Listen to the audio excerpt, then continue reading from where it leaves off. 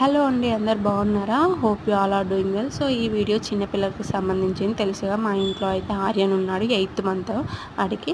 So పప్పులు అంటే 6th month నుండి అయితే పప్పులతో చేసిన ఉగ్గు తినిపించి బోర్ కొట్టేసింది.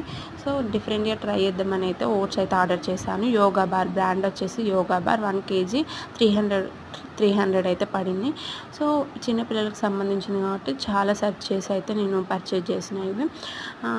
ఓట్స్ పెట్టొచ్చా చిన్నపిల్లలకి అంటే పెట్టొచ్చు, ఇవి ఈజీగా డైజెస్ట్ అయ్యిద్ది. అంటే ఇవి ఎట్లుంటాయంటే ఉగ్గు అనేది గంజి ఉంటుంది అన్నమాట. మంచిగా ఈజీగా, అంటే కొంచెం నెయ్యి వేస్తే మంచిగా తింటారు, ఎంజాయ్ చేసుకుంటాం. ఆర్యన్ అయితే చాలా మంచిగా తింటాడు. సో నేను ప్రీవియస్గా పెట్టిన కదా హంగ్రీ కోలా ఓట్స్ సెర్లాక్ అని తీసుకున్నాను.